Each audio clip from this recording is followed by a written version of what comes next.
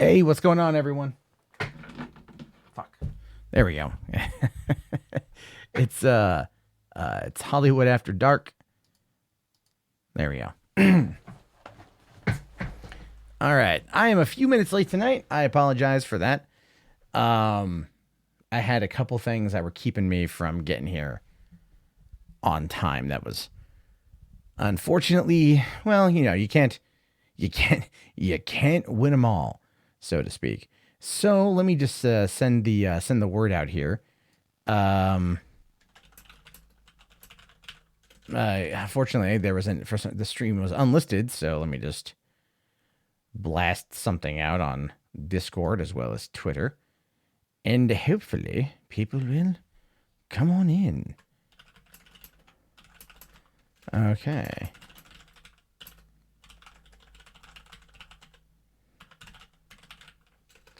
All right. If I could, it's hard to type and talk at the same time. You know what I mean? It really is. It's one of those things where I'm not that good at it. So,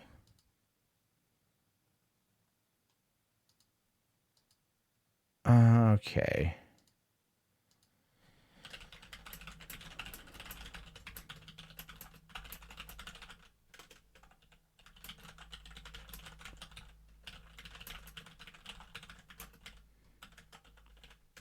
All right. Almost done.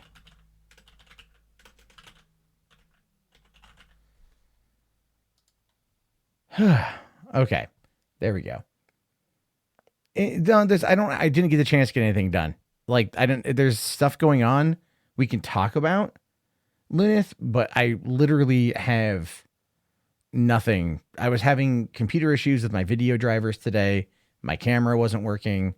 None of my cameras are working, so I got to figure that out. And then I got delayed by the very end, and I wasn't able to put together anything. And then also there wasn't really a lot of news uh, to talk about. To be fair, Jonah Hill got engaged. That's what I'm looking at right now as a headline. What does it say about Jonah Hill? Let's see here. The Wolf of Wall Street star has asked his girlfriend, Gianna Santos, to marry him a year after they started dating. The news, confirmed by Page Six by Representative, says it was reported that they bought a $6.8 million home in Santa Monica. Jonah Hill's exes include Dustin Hoffman's daughter, Ali, Jordan Klein, and Aaron Galpern. None of that is what I would call something worthy of a video. Although I am kind of curious what Gianna Santos looks like because, Jonah Hill's a chubba lubba dub dub.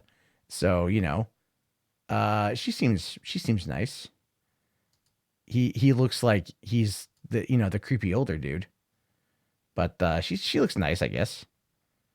That's good. And there we go. There we go. Good for them. Good for Jonah Hill. Getting married, settling down. That's like there we go. Melissa Benoist, Supergirl herself. She got married.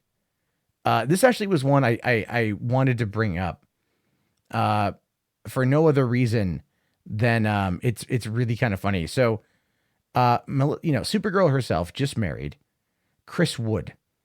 They exchanged vows at a private estate in Ojai, California on Sunday evening. According to multiple reports, while celebrity guests included Paul Wesley, Kevin Smith, and the castmate Odette Annabelle.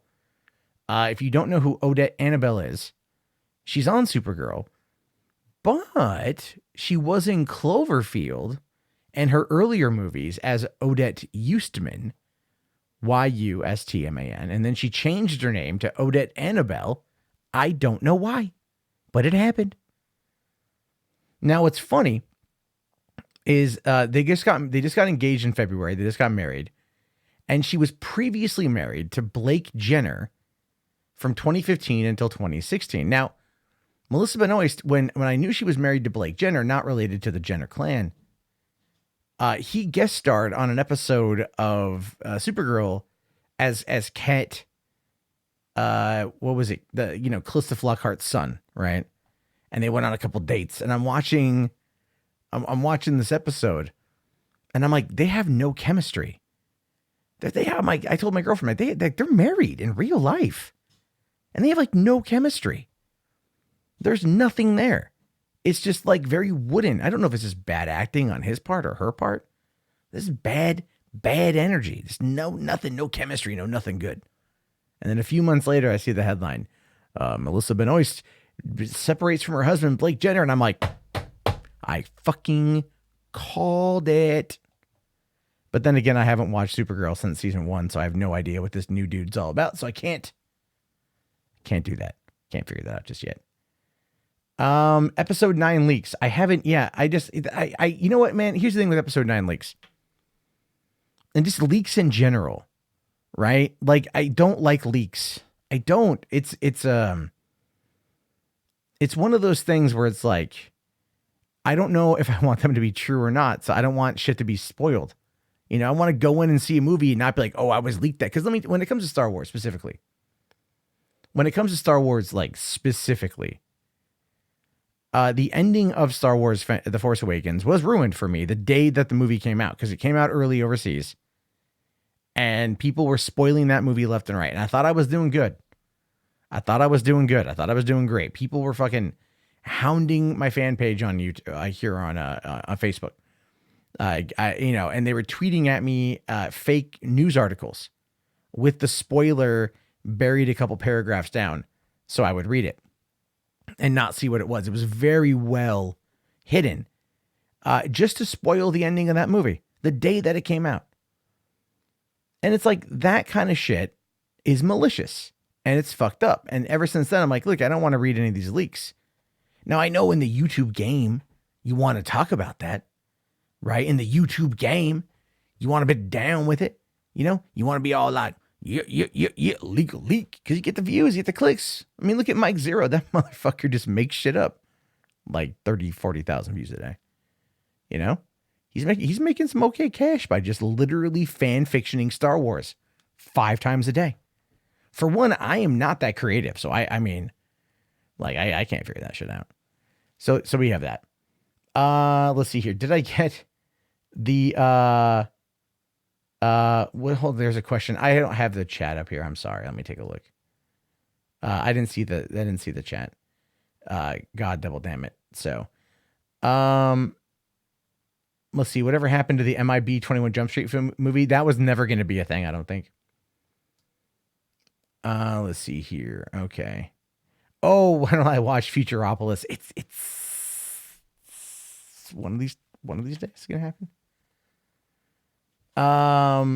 Did I get Disney Plus for the 3 years? No, I didn't. I just had a kid, dude. $140 investments, like, not really worth it. I'll pay the $7. They're going to do another deal, 100%. They're going to do another deal. So, do I ever think Star Trek will be revived for the big screen? I think, yeah, now that CBS and Paramount are going to be under the same banner again, yeah, it will be. Is it going to be like the Prime timeline with Bad Robot? 100%. Or in that same JJ realm? Yeah. Yeah. Star Trek, Gene Roddenberry's Star Trek is gone. It ain't returning. I'm sorry. I hate to break it to you. It's not coming back. Discovery has been popular enough, and I'm air quoting that, popular enough to basically determine that is going to be the de facto style for quite some time. And considering the fact that that's done through CBS and they're the ones who get to control that shit, and Paramount won't need to get the licensing from them in order to create a spin-off series anymore. Yes, Star Trek Discovery is what's going to set the tone for Star Trek for a long while. Get used to it. Let's see. You're still waiting on Disney Plus on November 12th to order it. I'm going to get it like the day before, I think, probably, because at least get the Mando. I mean, Mandalorian is going to definitely be like a hugely pirated show. So there's that. What are my concerns about Disney Plus? Andrew, I don't really have concerns about Disney Plus. I think it's going to be a solid service. It's cheap. And if I had $141 that like I didn't feel like would be better spent on like diaper and formula for like my kid, or my kids really, then I would probably go and blow it. Like, it's one of those things where it's like, it's a vanity purchase where I'm like, if you wanted to lock me in at a monthly rate to get it to that amount, for 3 years at whatever, what would be a month, I think like $4 a month or something like that, then that's fine. I think like DC Universe did that. Because I don't think I'm going to renew DC Universe, whatever their thing is. I haven't logged into DC Universe in months. So it's like not worth it for me. And eventually everything's going to be on HBO Max anyway, because I think I think DC Universe itself is going to probably kick the bucket. Okay. Let's see. Whatever happened to the female 21 Jump Street? It was never going to happen. Have I seen Titans? I have not seen Titans. I know season 2 drops on Friday, and I might start watching it. I should start watching it tomorrow. Try to finish it up over 2 days. I think I could probably do it over 2 days. Is DC Universe a flop? I don't know if I'd say DC Universe is a flop just yet. It's definitely not it's definitely not where they want it to, but they also never fucking promote it. They're all like, they're sitting there going like, we're going to have Titans and we're going to have Doom Patrol, which actually got a lot of play. A lot of people love Doom Patrol. And then they're like, we're going to do Swamp Thing. And they go, first episode of Swamp Thing. And then they cancel the series. It's just like, it shows like no faith in their product. Right. And I understand why. Like, I get it, that tax rebate is a good thing. So there's that. I think it's going to be very fascinating to see what happens here. Okay, let me log into Skype. I have to log out of Skype. If not, people just keep calling the fuck in. It appears we had a call just 2 minutes ago that I didn't know. Okay, so here's the deal. I don't answer unknown calls. So you gotta have your number. If you want to go into the Discord, I can post the Discord link and you guys can get in on that action. If not, that's where it's at. The link, Jesus, if I could find that again. There we go. Let's see here. Yeah, Doom Patrol Levy 3000 is good. It's a good show. It's a fun show. And the fact that it's getting a season 2 is going to be pretty decent. I think DC Universe, I feel like lost its trust with that. I think it lost its, a lot of people kind of care. Okay. Hello? Oh, they hung up. Hello? Hello? Hi, hello. Hey, Matt, how's it going? It's going okay, man. What you up to? Oh, they hung up. Oh, Matt? Yeah. Turn down your, yeah, I'm here. Can you hear me?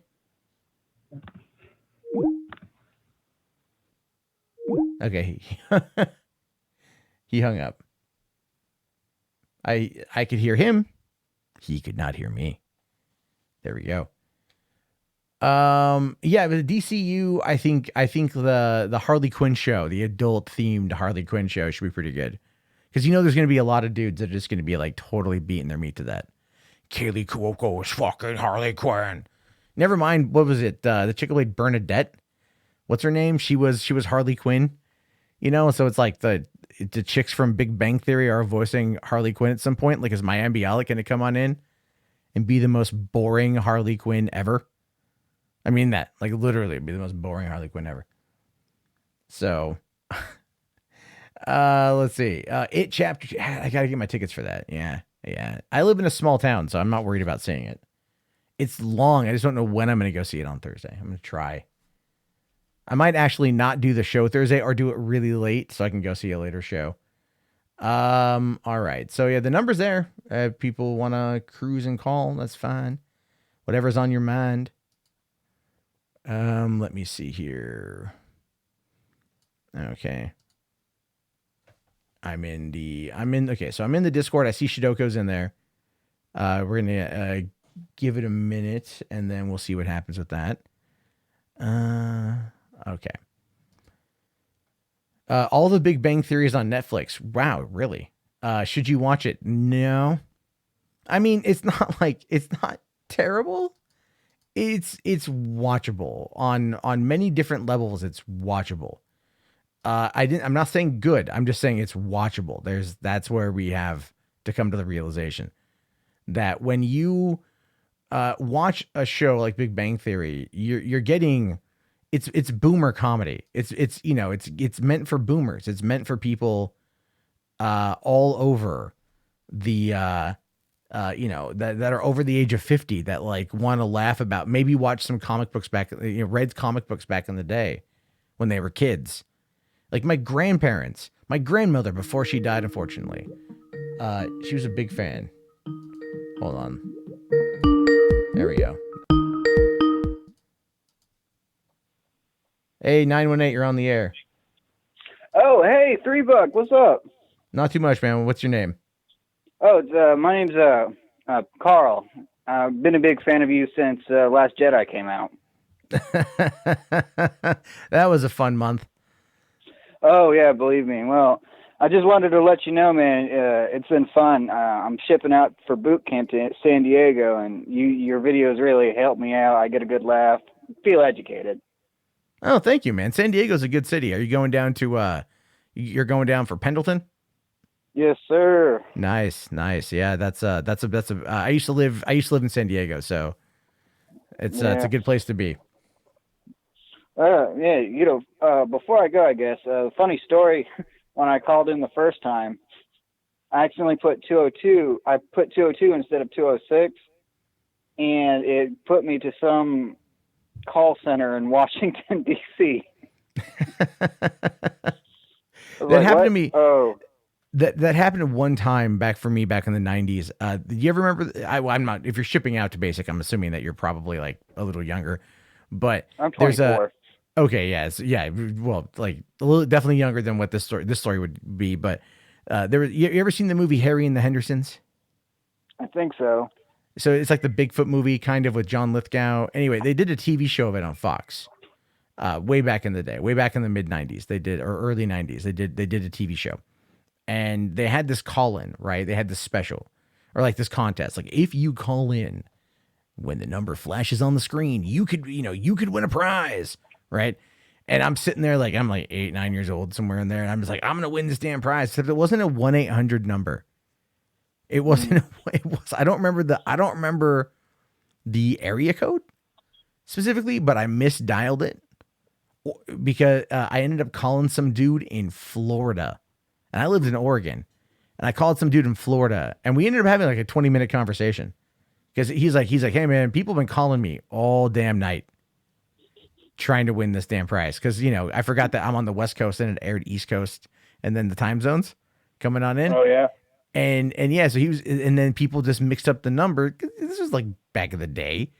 So the dude is just getting phone calls all night long from people wanting to win this Harry and the Henderson prize. Oh, that is crazy.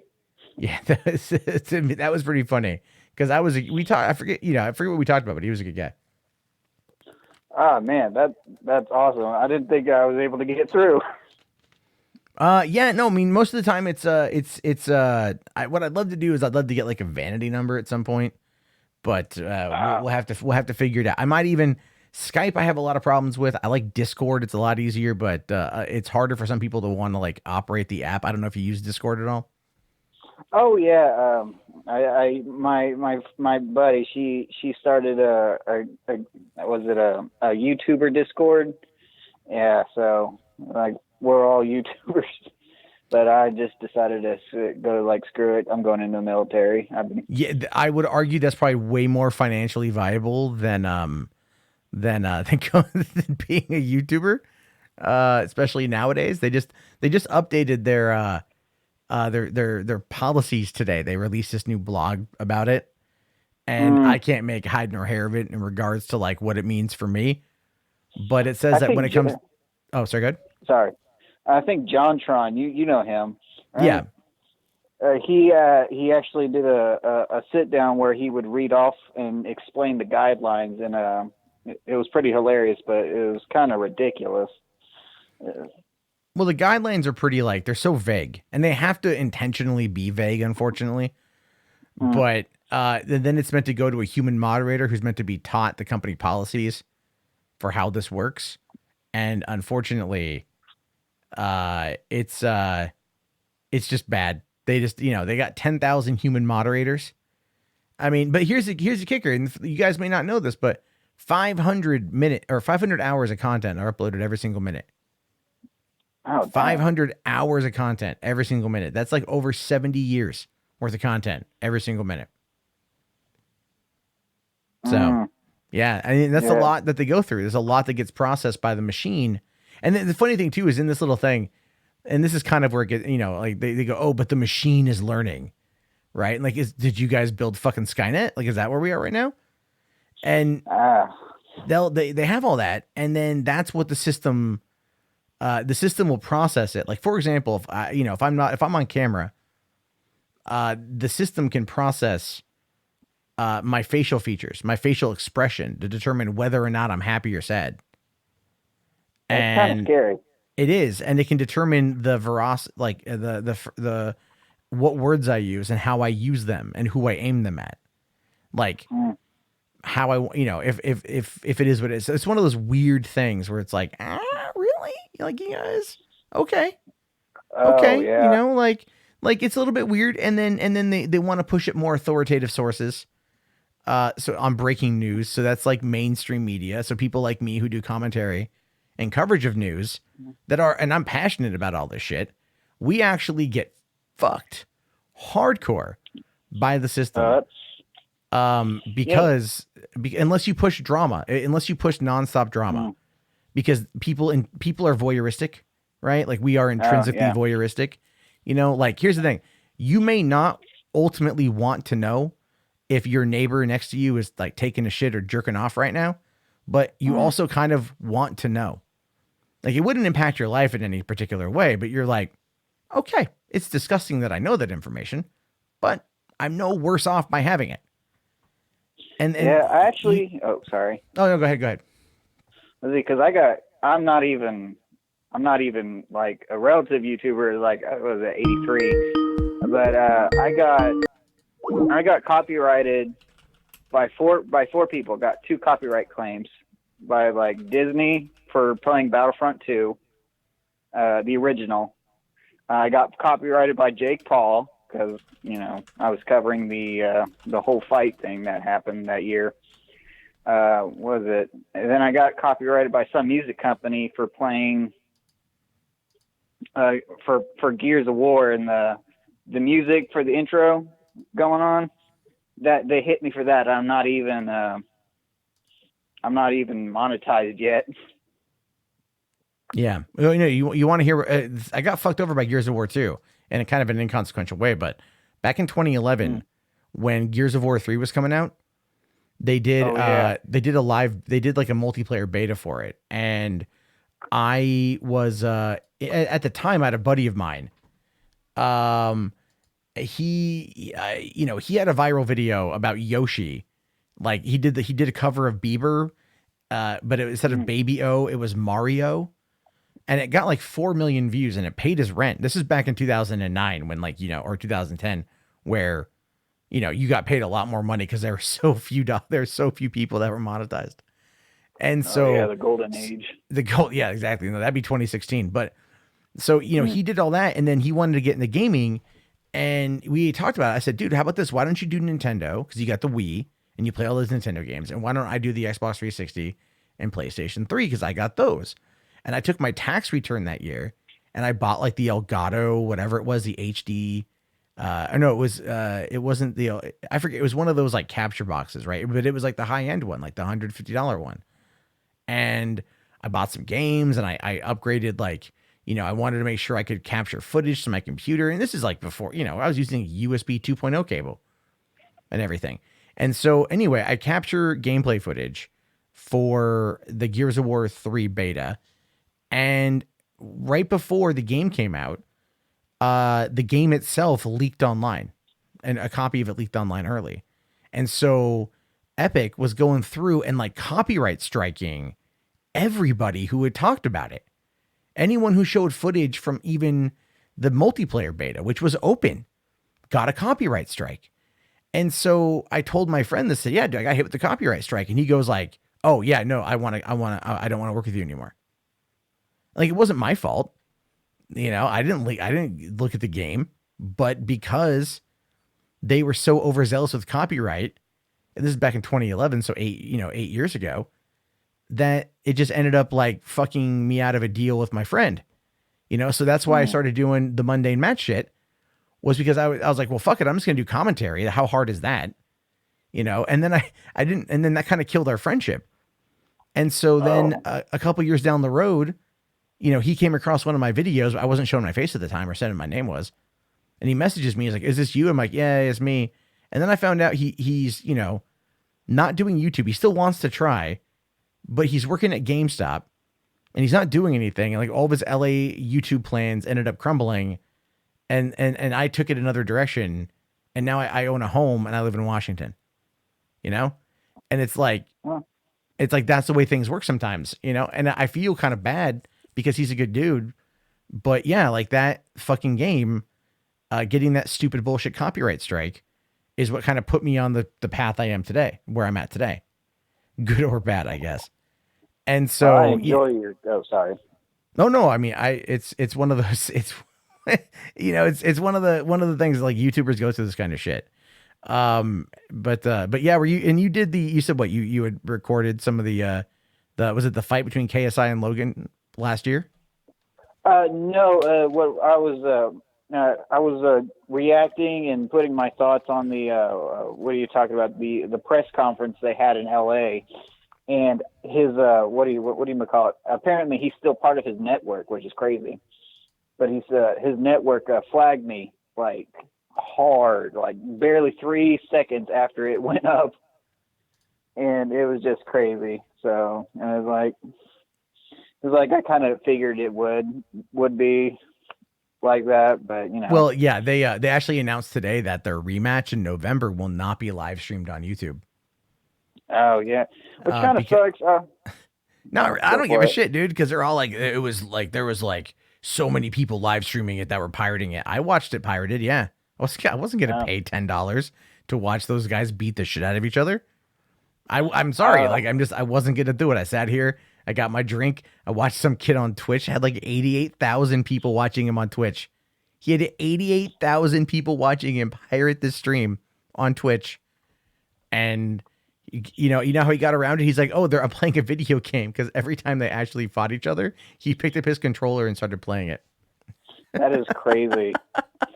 Here's the thing, though. I think the next fight's going to get pirated anyway. That's how people are going to watch. Like, you don't want to put it on YouTube? Okay, go on your Dazzler, whatever the hell that thing is called. You'll be fine. You'll be fine. You'll be good. I just enjoy good combat sports, and I find KSI and Logan, I find them a bit goofy, so I wouldn't mind seeing them bash their brains in.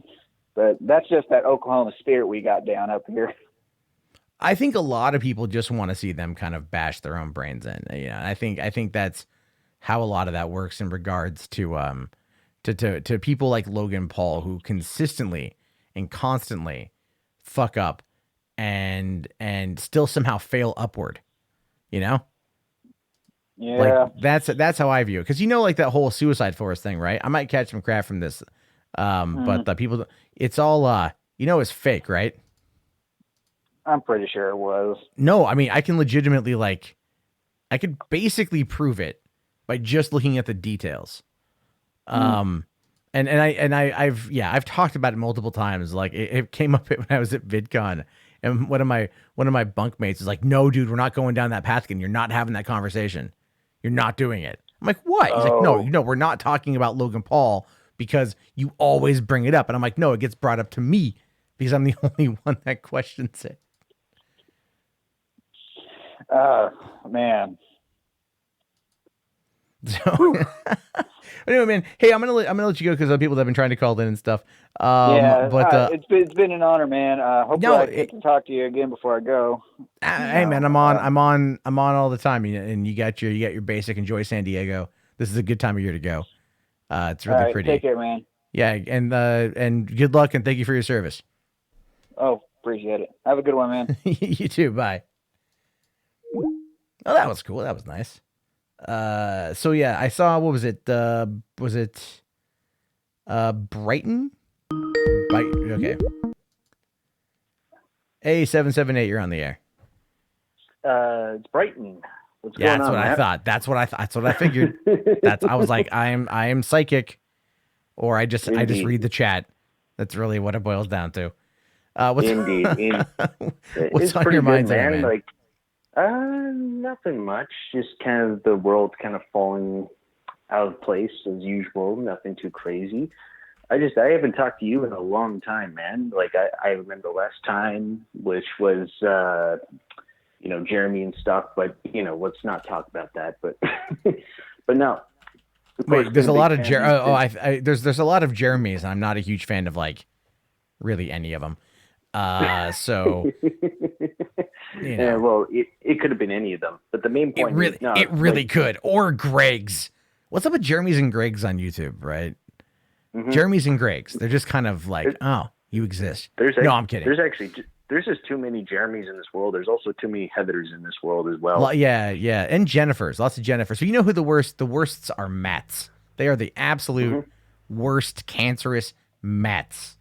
That's all I'm just it so is. glad. I'm just so glad there's nobody can say like, oh, those Brightons are terrible. Nobody can say that about me.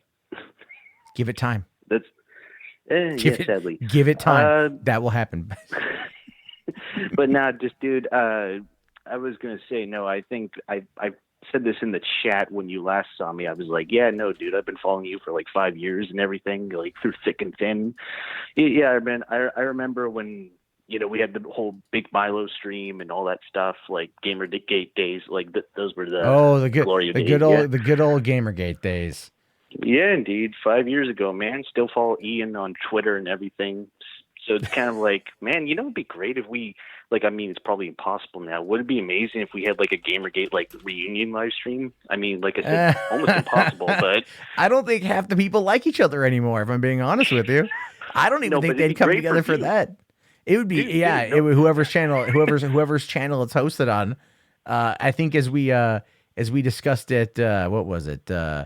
MythCon last year, whoever has the largest subscriber count leads the skeptics, and that would be like shoe on head. But no, it's very Gamergate was such a long time ago. Oh my God. And the thing is, it's coming back. It's kind of coming back. I know, and dude, the sad thing is now there's actually serious world life consequences. Actually, somebody, because I do streams on my channel and everything too, somebody was asking like, "Hey, did you hear about the game developer who killed himself?" And I was on like, dude, I've been waiting to talk about this, but on the other hand, I don't want to like let it all out because it's just like, dude. There was no like serious world like Zoe Quinn had serious world life consequences about 5 years ago. This wouldn't have been happening. Like this would have been over and done with. But now she's actually running loose, and everyone's still giving her the treatment, and nothing's going to come out of it. That's the sad thing. Yeah. Well, the thing is, I mean, what we have here for those of you who don't know. Let's see here. I'm having this stream might get a little wonky here for a second. Apparently, YouTube's having issues. That are my girlfriend. No. The internet just hates me, man. It has something. No, well, she's watching like Netflix in the other rooms. That's why let's see what happens. Anyway, so women. So YouTube, not YouTube. Gamergate was a thing 5 years ago. Ethics in video game journalism. I'm sorry, I stand by that. I argue that. I do too, man. It's that's how I view it. But anyway, Zoe Quinn is kind of at the center of it. Game developer whose ex-boyfriend accused her of gaslighting and mental abuse and emotional abuse, and I think actual physical abuse, as well as cheating on him 5 times. And then when it came out, because I actually talked to I was actually sent that information before it blew up. I was contacted by a game dev who I know, and she was like, "You should talk about this because this is going to get big." And I'm like, "Okay," So I talked about it, and then it got big, and then this whole Alec Holwaka thing. This is a guy who was accused by Zoe Quinn the other day of assault, and then he killed himself. And it's just like we kind of touched upon it a little bit last night. I actually was just before going live, I was just sent she deactivated her Twitter, right? Yeah, I did. I Well, saw no, that. but then she reactivated her Twitter. She What? reactivated it. Yeah, what happened was she deactivated it, which then disables two-factor authentication. So then people are trying to get into it. So she reactivated it, put out a tweet saying that, and then protected her tweets. But she basically said, "I'm done on this account." Like she is walking away from Twitter. I bet she is. And I don't think you're able to. I think at that point in time, there's really, I don't know how much of that you can necessarily come back from, you know. On one hand, as much as this is a very tragic situation, on the other hand, this has really damaged her profile to the point where it's like it's about time, because somebody's life ended. Like 5 years ago, it was like allegations, like they were terrible allegations, but nobody at least died. Here, somebody is actually killing themselves over accusations, where the court of public opinion goes over the court of law, and it's really tragic in this day and age where something like that could happen, and this woman gets off scot-free. Yeah, I mean, she. I saw some screenshots from Alec back in 2014, I think, or 2013, and he was saying something along the lines of he thinks that one day people will try to ruin his career and drive him to suicide. And then all these years later, it happens. But I just have to, sit there and say, like, I don't know how much of that we can put entirely on Zoe. People like to kick people when we're down. Right. People like to kick people for fun, and they like to. This is the cancel culture. It doesn't have a side. It doesn't have a political side here. I just want to make that abundantly clear. And I think we've learned this, right? The people that are out there that are calling for Zoe Quinn to be canceled during this situation, and I think rightfully so, but a lot of them will overlook certain things if it's on their political side, And this is a lot of that shit. So it's like one of those things where, like, I've been accused of a lot of things I didn't do. But people don't want to believe it. They just want to believe I did it. And same thing happened to Alec, is people, he was accused, and a lot of people didn't, want to come out and ask him his side of the story. Same, look at Pro Jared, James Charles, right? Like, people come out and make these accusations, and then people just jump on that shit. Mm-hmm. And I think, and it can fuck with you. It could really fuck with your mind. Well, I think it's also because of the generation we're dealing with right now, and in general, this mindset that's being adapted towards a lot of, I gotta say it, society, is that, the social media instant, like, oh, I gotta get this, I gotta get that. So I think with that mindset, it brings people to just go like, oh, we see this one thing, therefore they're canceled. That's a very toxic mindset in my view, but this is my 2 cents on, like, the whole concept of cancel culture. So, yeah, no, I get it, man. It's just like, I've seen all sides of this shit over the years, and it's one of the reasons why I don't partake in it. Mm-hmm. I really don't. I really try not to. People come to me and they're just like, I have people in my Discord that are begging me to do a video on Zoe Quinn. I have people that are messaging me on Twitter saying, like, do you want a redemption arc? Like, fuck you. What do you mean redemption arc? To shit on a person who lied about me 3 times in a book? Yeah, I would do that anyway. I have no problem calling dude, if you got into the book, man, I'd just say, like, mission accomplished. No, you know that, right? No, I'm not even making that up. No. Like, No, I know, but I'm saying, like, you should see it as mission accomplished because you got under that skin that much. But no, I guess, so, like, my point of view is like, look, we don't know exactly, like you said, if this was truly the reason why it drove him to kill himself. However, like, when I was looking at the story, it just kind of gave me the flashbacks of memory, like when Gamergate was happening. Like, I actually, whenever I get confronted, like, well, Brighton, you support Gamergate and da-da-da-da, I explain to them, I'm like, look, on paper, this is about ethics in gaming journalism. It all started with a woman with accusations that she slept with 5 dudes in order to get a good review. This on paper, common sense. These people should be fired. Okay, hold on. I do have a little bit of pushback on that one, but okay. No, all I'm just saying is that a lot of this whole situation seemed like common sense. It could have been done in a mature way, but instead it's deflected to be blamed on gamers, which creates people to divide one another. But that's just my 2 cents. But go ahead, Matt. Okay, so the thing is like, there was that whole did she sleep with the guy to get a good review? No, because he never reviewed her game. No one ever reviewed her game. That again is something that's like has been wildly misreported on both sides. What happened was one of the guys that she did have a relationship with, she had an affair with, while dating Aaron Joni, was a guy named Nathan Grayson. Now Grayson wrote about her a couple times in two different publications. One was PC Gamer and one was Kotaku. And he wrote about her a couple times and he gave her favorable coverage, but he did not review Depression Quest. He was, however, thanked in the credits for it. I think he like helped out on something or another. So there is some connection to the game. Here's the other part of that.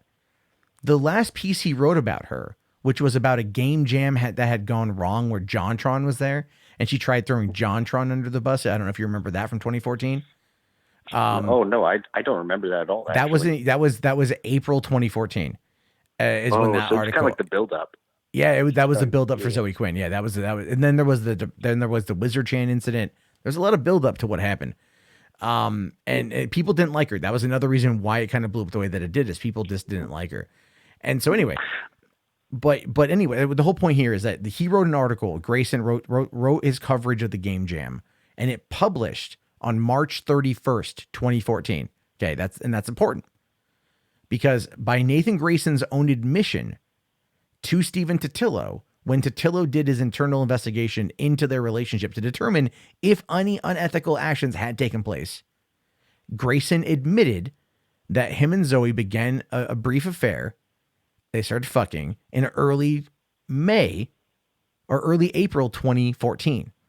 So if the article that Grayson published that gave favorable coverage to Zoe and Depression Quest came out May 31st, it is likely that they were probably somewhat pseudo-romantically involved at that time, but didn't engage into anything until after the article had been published.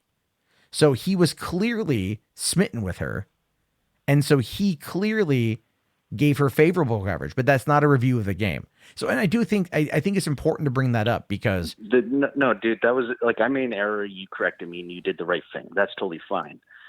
I guess, though, I think it's fair to point out, and I think you'll agree with me on this, with the evidence that came towards this, instead of actually doing a real, like, hey, maybe there's some ethics being broken down here. Why don't we actually look into this? But no. But we're going to generalize and, make our people that are questioning us into the enemies. And when that happened, I was just kind of like, there's no real, people in charge that believe in getting things right, doing the right things. Like everything feels controlled to some degree to really push an agenda. Like they don't care about any form of morals or ethics. But that's just my 2 cents. Well, no. The Gamers Are Dead article was a big thing. That was a big thing. That was coordinated beyond all belief. I don't want to absolve Game Turn. No, they're fucking assholes. I mean, I'm just saying that initial accusation that kind of like picked up steam. I think we can kind of definitively say no, it didn't happen.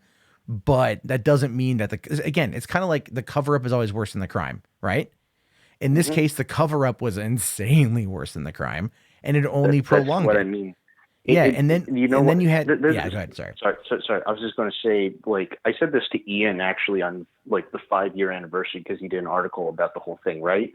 And he says, like, I still defend on my stance, and I always will. But I said in response as a comment or reply on Twitter, I just said, I don't think this is the great schism of gaming. This is the great schism of the internet.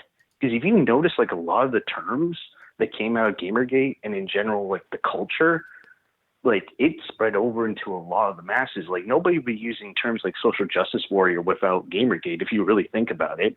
I remember criticizing, like, feminists back in 2014 and everything, and I don't think I used the term SJW. I forget where I first learned that term. Oh no, I'm not saying you, man. I'm just saying in general. Like, like when that first happened, I don't recall that term even being used. And even though the term snowflake has been used previously, but I noticed even the term snowflake really came out of that whole movement and it spread over and Because the thing is though, like I noticed with this whole movement, like it really drew lines in the sand for people. just like, 4chan was banning the subject and everything like that. And even though, of course, what's her name again? Massachusetts. Oh, Brianna Wu. Brianna Wu. Yes, Brianna. She still blames 4chan even 5 years after it's been banned on there. Never mind the fact that it was her who went to 8chan and posted memes attacking herself, or she tried to dox herself on 8chan. Did you ever hear about that? Yes, For those of you who don't know, I, this is the people in the chat. There's a representative running for Congress in I think it's like Massachusetts 8th district named Brianna Wu, and she tried goading Gamergate, the trolls of Gamergate, into attacking her so she could then come out and say, "Oh, I'm the victim. I'm the victim. Don't you know I'm the victim?" Right? So she did that. And what she did is she went to 8chan and she was posting memes to attack gamers in 8chan. And then she doxed herself. I firmly believe she doxed herself because when her home address appeared on there and photos of her appeared on there, do you know what the immediate following comments were to that? You know what they were? Oh, wait, you asking me or the chat? Yeah, well, I'm asking you because you seem like you might know, but I'll just tell you, they were saying, "Go home, Brianna. Stop it. Stop doxing." Like, no one believed that it was anyone else. And then within seconds, like literally within like maybe a couple minutes or whatever, very, very quickly, a janitor came in and removed that post. So like when I heard about that, because I was home and someone had tweeted me and said, Did you hear Brandon Wu got doxxed on 8chan? I'm all like, wait, what? And I jumped over to 8chan. I jumped over to that thread and I tried finding it. I couldn't find it. There were screenshots floating around. So I looked up the post number, right? I went into the search for 8chan and I brought up the post. I looked for that specific post and it was just pulled from the thread, but it wasn't deleted from the website. So I found it and I'm like, yeah, it looks like it's, a moderator could have gone in and looked to see what the IP address was, where it was coming from. And, and I guarantee you it would have been Massachusetts. My favorite thing about Gamergate, I had to explain this a few months ago to a person who I was going to work on a project with. And what it was is their girlfriend is a huge feminist and like knew about Gamergate, knew about me from Gamergate, didn't like me. So I had to spend like an hour and a half and explain what Gamergate was. And my favorite thing was like, this person is a lawyer. And I go, there was like a fucking 2-year FBI investigation into this, right? There was a 2-year FBI investigation into this where they basically determined, Gamergate didn't do nothing. Right. And like, and he's like, wait, really? And I'm like, dude, yeah, I sent them the link for it. Like, read the fucking findings. They got, wait, sorry, just the more I think about this, this is like Russiagate before Russiagate. No, there's way more evidence of Russiagate. They've at least indicted people. No, but I'm just saying though, I'm just saying they really are pushing the whole narrative on Russiagate and thinking like it's going to bring everything down. But when there's only like tidbits, at least here at Gamergate, they're just like, oh my God, like everyone, all these gamers, they're going to come into your room and start like beating the hell out of you and take your kids and everything. But that never even happened. Well, okay. Well, that's true. But I will say this though. It did get a little bit weird in the fall of 2014. I don't know if you recall the whole DARPA incident. Oh, I've heard about like the whole thing with DARPA, but I'm not familiar with the whole story. But so DARPA is like a government contractor, right? Like it does like, like military. It isn't like military, like weapons testing or some shit like that. It's something along those lines, or it's known for doing that. It's conspiracy wise. It's a government. It is a government program, but I don't want to get into conspiracy territory. But it is an interesting subject to read about. It really is. Anyway, this is true.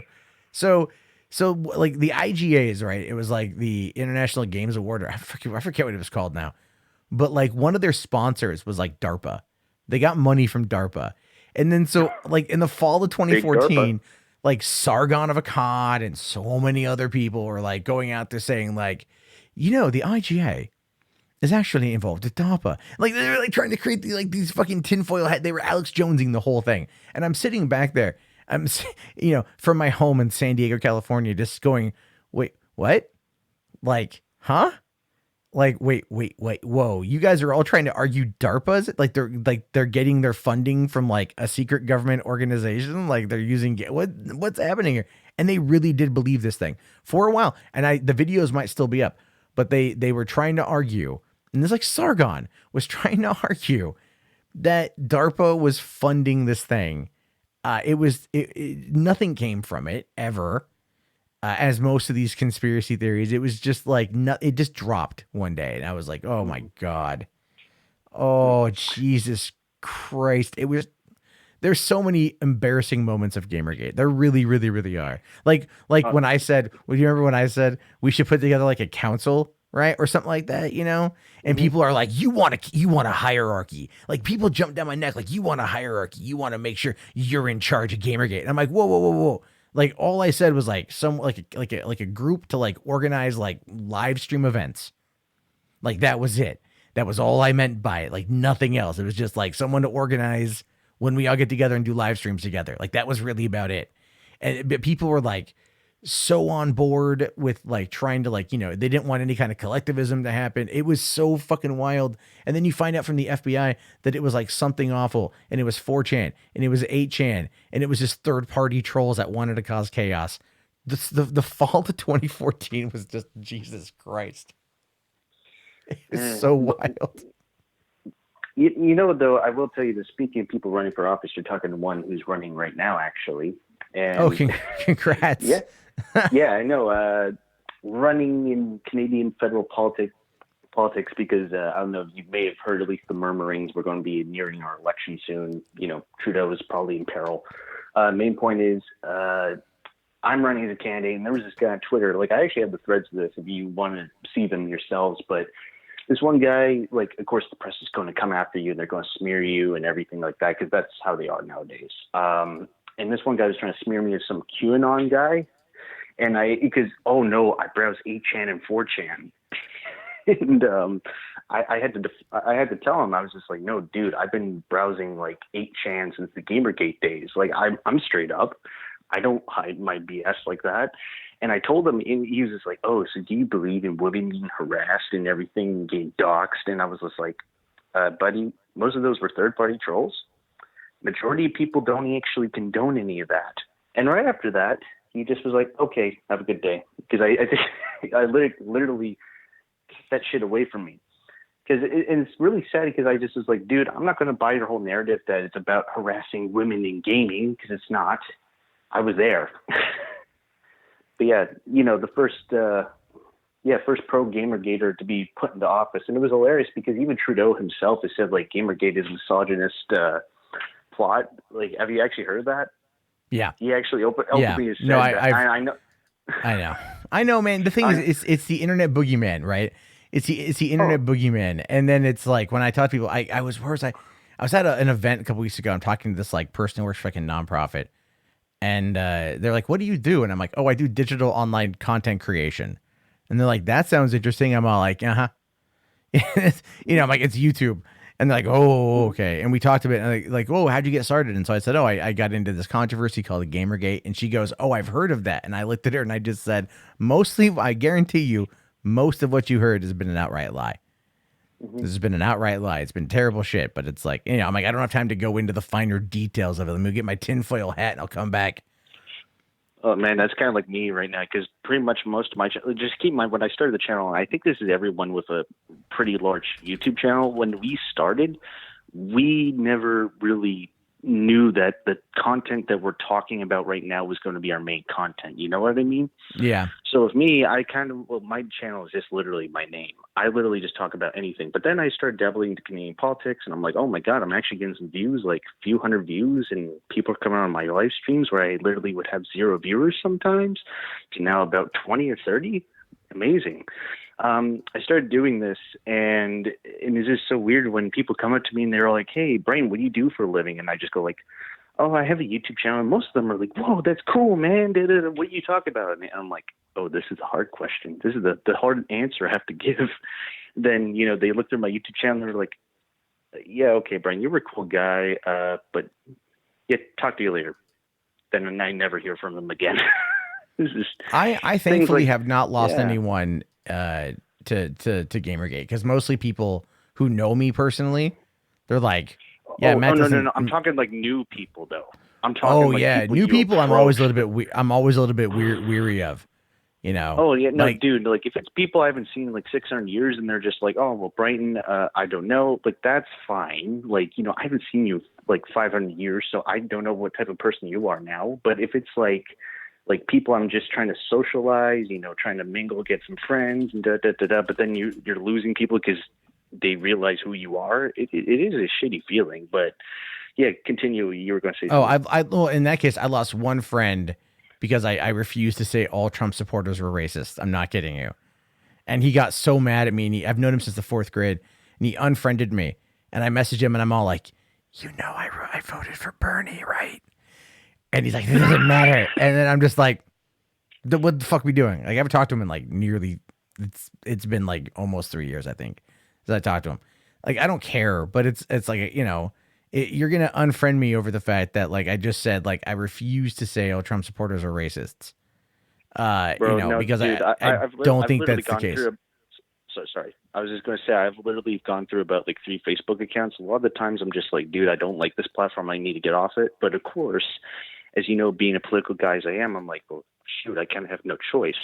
Like Yeah. even for the longest time, I never wanted to be on Twitter because, well, I don't think I need to explain why. But after a while, like starting my Facebook profile again, like on my previous ones, dude, I would just post a ton of pro-gun stuff. And keep in mind where I live. That's twice the controversy when people are meeting you for the first time and they're just like, what this guy's like pro-gun and everything. He lives in my country. Are you serious? And it just like, I remember like days and days where people would just like unfriend me. Like I can count the numbers. And I just learned at my point, I was just like, okay, Brighton, don't shy away on who you are. But you got to really watch about the saturation of what you post, and that may alienate people, So, like, that is kind of my advice, I guess, towards anybody when it comes to things like that, especially if you're trying to make friends. And even if you have views that are kind of controversial or unorthodox, don't, like, try to alienate the people around your page, Like, try to do something that will work for everybody. It's my 2 cents. Yeah, no, and I'm in the same boat. Like where I'm at now versus where I was then is like, I would love to find like the community that Gamergate had in the early parts. I mean, I'm not gonna lie. That's one of the things I kind of respect about the fandom menace is like they're really like they're connected.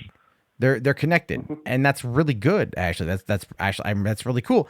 I hate the fact that it's usually through a lot of bullshit, but I can respect I can respect that. And I know people like found me through like Last Jedi, and they go like, oh, but you hated The Last Jedi. How can you enjoy Star Wars now? I'm like, dude, because I can judge it individually. I can sit there and go, I did not like this movie. Nobody is allowed to have a differing opinion.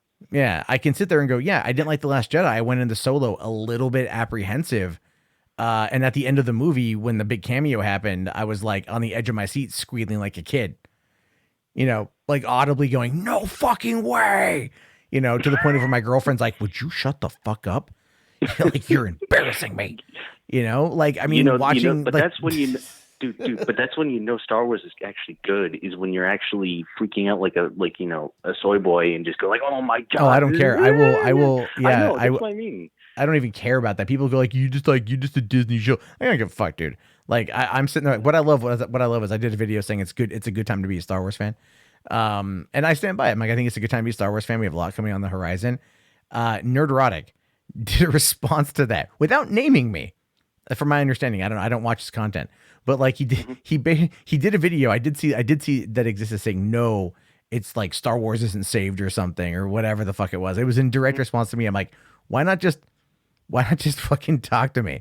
Like, it's just, they're so worried. Well, that's the whole thing. It's like, they're so worried about Star Wars being good, is if Star Wars is good, they lose in their whole momentum. So watch, if anyone here watches them, watch what they pick up on next. Like, they want something to be bad that's popular that they can then harp on it, because if Star Wars goes good again and that pendulum was always going to swing back the other direction, then it's kind of like, game over. Well, what I can say to you, Matt, is like somebody who was a part of the fandom menace. Keep in mind, not everybody in the fandom menace is bad, but I will say, like, no, I don't think they're all bad. By the way, I don't think they're bad people. I want to make that abundantly clear. Of course. But I will say, like, without mentioning the names, there are some people, like, I mean, this is coming from guys who've, like, befriended people within the community. Most of the people are awesome. Don't get me wrong. But there are people out there where they just shit out, like, a bunch of videos. Like, I mean, I'm not going to mention names, but, like, the whole Captain Marvel thing. Like, there is genuine reason to critique them. But there are some channels out there that were just literally, like, Brie Larson Breeze. Then, Yeah. video. And it's just like, like it doesn't feel funny anymore. At least when The Last Jedi came out, there was a reason to make mini videos. There was a lot. Yeah. Yeah, there's a lot of shit there, and a lot of what people have to realize here is like a lot of people who criticize Star Wars, a lot of their arguments isn't actually coming from Lucasfilm or anything related to that. A lot of the time, it's what the media responds to, and the media is the one that pushes the agenda. And so, like it's like Ghostbusters 2016. Like the trailer sucked, and a lot of the comments were like, "The trailer is not good," and it was so bad that that even the international trailer, which came out the next day, they changed that opening little thing, because in the original trailer it said, 30 years ago, 4 scientists saved the city, and people are like, "Ein Minuten bitte." No, Zedmore was not a scientist at the time. At the time, the comics he became one. But at the time, he was not. He was the everyman. He was the every guy. That's why people love Zedmore, because he was the straight man. Like, I'll believe whatever you want as long as there's a paycheck. That was the best line in that fucking movie, in my opinion. It's just like, he's so good. I love him so much. And so you have that, and then people complained about that in the comment section. And then the next day they released the international trailer. And the international trailer started off and it said, 30 years ago, 4 friends saved the city. And fans were like, that's better. But then, I mean, like, other than that, it still looked terrible and nobody wanted it. But then the media came out and the media surrounded it like they did Last Jedi. Like they did, Rose Tico for some. I mean, I don't even think Kelly Marie Tran is going to have more than 2 scenes in the movie, if I'm being honest with you. They're clearly honestly, setting. Dude, that's the one thing I think everyone, regardless of like expectations going into the Rise of Skywalker, that's the one thing we're going like, you know what? At least JJ is listening to us to some degree. Yeah. Because there's obviously the reason. But anyways, you get where I'm coming from. Go on. Yeah, but the thing is, man, it's like we've been talking for over a half hour, and I generally do try to keep these about maybe 10 to 15 minutes. Dude, and also this is going to be pretty hard on my phone bill too. So. Oh yeah. I have Discord. You can log into the Discord and then not charge your phone. Exactly, but so because then you could spend that money on my Patreon. I'm kidding. I'm kidding. Great, keep your Monopoly money. You're kind. Dude, this is coming from a guy that only makes about $13,000 a year. So thanks. Oof. No, save your money. No, seriously, save your money. Call him through Discord, man. Like, that's the thing. Yeah. Is like, we get people call in from Johannesburg, South Africa, man. It's like they call in. I'm like, he's on Discord now. Like, get on Discord. That's free. That's free. That's what I want. I want people to call in, but it's like, we can do that there. Wait, are you actually cool with StreamYard and stuff like that? What's your thoughts on that? On which one? StreamYard. I don't know what StreamYard is. I don't know what that is. It's very much like the replacement for Google Hangouts because it's got discontinued. Oh, like, okay. Yeah, that really angered me about that, to be honest with you. Like, because I didn't know what happened. I'm like, I love Google Hangouts, and then it's like it's still there. The thing I loved about Hangouts was just that, like, you can literally just have an audio stream, doesn't take up your bandwidth, and you don't need to deal with all the hassle, like, like OBS or even the webcam app. It's just like, boop, and that's it. Okay. I mean, I'm using what I'm doing right now is I just routed in the audio through my desktop, and I just have a simple stream, but I'm pumping out like 6150 kilobytes a second. So we're talking a 1080p stream to look at a logo and a cinematograph background and a chat. Super high fucking tech. And even better, it's Blade Runner inspired. It is actually. Yeah, it is. It is from Blade Runner. If I take out the logo here, you can see the Coca-Cola thing in the background. I just removed that on the screen, people. Actually, quick before we cut off, 2049. Where would you rank that in terms of film? Like in terms of the year? Oh, it was definitely one of the best films of 2017. Like I say number one for me. I can see that being a thing. I try to remember what else came out in 2017. That I saw. It's so hard for me to see movies now that I have kids. I find it sad in the fact that I can't believe I was like, dude, 2012. I was disappointed with The Dark Knight Rises, but I actually love The Avengers more. I thought it was going to be the other way around. 5 years later, you have 2049 and Episode 8 coming out in the same year, and I'm like, I think I'm going to love Star Wars, man. Like, Blade Runner's too close to my heart, and it's not going to match the original. That I'm like, oh my god. This is literally the other way around. It kind of made me realize kind of where we are with a lot of franchises and everything. This is why you never use your expectations on a lot of things to, being prepared to like a certain thing, Yeah, that's kind of where I'm at right now. Is like I think franchises need to kind of maybe take a step back for a little bit and like refigure things out. And that's kind of why, but I will let you go after this, but that's kind of why I think that Marvel Phase 4 is so low key and like low stakes that that is Was their, that a that is, pun, by the way? I'm sorry. Was that a pun? oh, I just got Seriously? that. I just got that. No, it's not. It's really not. It's low stakes though. It is a super low stakes. And I think they're doing that because they want to, they want people to have time to breathe after Endgame and like and then after Spider-Man and get excited for what's coming. So they're just going to try some stuff. This is like an experimental phase, you Oh know? no, of course, I'm all down for that. But honestly, like my expectations going into it, like keep in mind, I'm not like one of those guys like, oh, I'm ready to fucking hate this. No, I want everything that I want to see to be good. However, like my expectations just seem the feeling towards it, and especially Feige has said like, yeah, it's going to get more diverse after this phase. I'm just like, I gotta be prepared if things go downhill.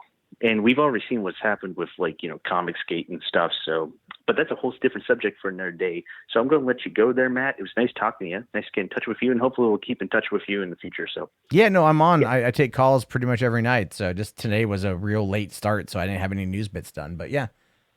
that's all good, Oh, man. and Nice to see you again. Oh, yeah, you yeah. too, man. Have yourself a good night, man. Thanks so much for calling in. Peace out. All right. Okay, so that one went on like double the length of what it usually does, but I appreciate you guys listening and chatting. So, yeah, the real Aaron Collins. Google Hangouts got yeeted at the first of last month. I don't quite know why. There was never any explanation as to why they removed that from YouTube Live. It made no sense unless they're I heard something about them wanting to replace it, but there's been no mention. In fact, none of the major blogs, Google Hangout going away was not talked about by anybody. I was really surprised by that. It still exists. You just have to route it through OBS or something. So, Speaks McGee, yes, Jojo Rabbit trailer. I watched that today. I'm not too sure how I feel about it. Not in a bad way. I want to see it. It looks interesting. It looks really well shot. My only complaint though with that, and this might just be me, and if you guys agree, let me know. If you disagree, let me know. But it looked too clean. It's Wes Anderson, but directed by Taika Waititi, and it's like the same cinematographer. It's like the same production designer. You could put Taika Waititi's Jojo Rabbit trailer up against like, what was that one Wes Anderson movie with the kids go camping, right? It's like the Boy Scout thing. Something, is it Wilderness? I forget, something Wilderness. I think I'm probably way off. But you could put them side by side and go, you could see how it's very similar. The direction doesn't look very inspired. It looks like it's going to go more for the aesthetic and it's going to go more for the production design versus cinematography. And I get that because of the story it's trying to tell. It's trying to do a lighthearted take on World War II, especially, with Scarlett Johansson protecting a young Jewish girl and everything else. So I think that's going to be fascinating. But I also don't quite know, and then the thing is this full length trailer didn't explain why they call it Jojo Rabbit. And the teaser trailer, or the first kind of mini trailer, it was like, oh, his name is Jojo and they call him Rabbit. Yeah. Right. Like that was the thing, but this one didn't do that. So I don't know. Yeah, I'm none too sure. Moonrise Kingdom. Thank you, Gorflax. Thank you very much. But it does. It reminds me of Wes Anderson's thing, and I'm not too sure like how I feel about that in the sense of, good shit. I mean, I'm gonna watch it, but that's if it comes out. I think they released this more lighthearted trailer in order to quell, potential some people's fears.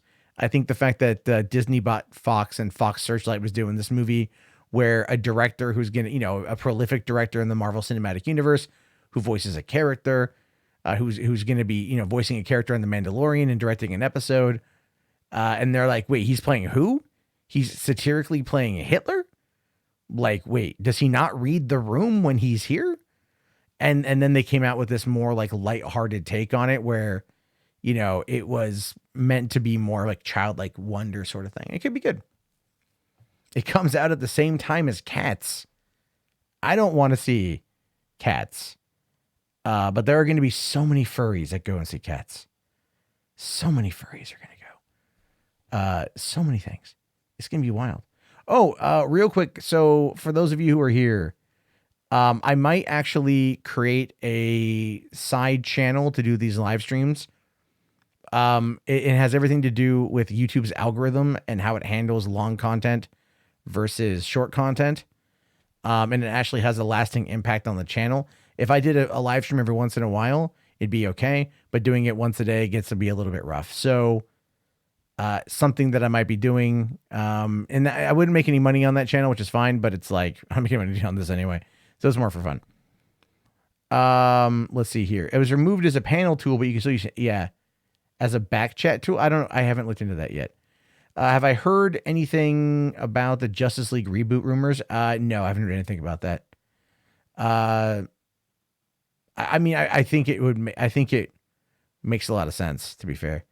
Oh, you drive furries to Anthrocon? Man, that's wild. Like, I've thought about driving up to Vancouver for Vancouver. For no other reason than just to go, this exists and I've seen it. Yeah, I would drive the 4 hours to get up there. 3-4 hours to get up there, go through Canadian customs. Like, oh, what you doing coming to Canada? Yeah, no, I'm gonna go to a convention. Oh, what kind of convention you want to go to? Oh, yeah, man, yeah, it's in Vancouver. It's a big one. People come from all over the world. It's it's collective group thing. Anthropomorphic furries. It's furries. Furries. Yeah, we see a lot of furries come up from Oregon and Washington. Yeah, they're very, very friendly. Their car kind of smells a little bit weird, like a little bit of a mix of like a litter box and the ocean. But be sure to, be safe and don't smear your shit all over the goddamn place, because they're pretty terrible there. It's all bad. They don't shower much. Yeah, here's the thing. Furries ruining the $1,800 fursuits. I don't really buy, if I'm being fair. Yeah, people are like, oh, they want to yiff in those things. They want to yiff. But I'm pretty sure they take off the suit first. At least I hope so. I really, really, really hope so. So yeah, it's like them Teenage Mutant Ninja Turtles. I'm just saying, like, I would love to see the furries descend upon Canada, where they're like predominantly friendly. Or just this average Vancouver, BC Canadians are looking at someone in a $2,000 fursuit and not immediately going like, should I call the authorities? Just super nice. That's what I think. Anyway, the number is open. If anyone wants to call on in, It's all good. So, and if not, I'll jump into the Discord, the actual thing here. Oh, we've got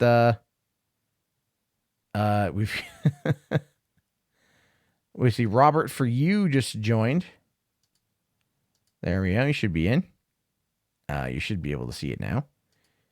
Okay. Pittsburgh's had them there for 14 years. 14 years, man.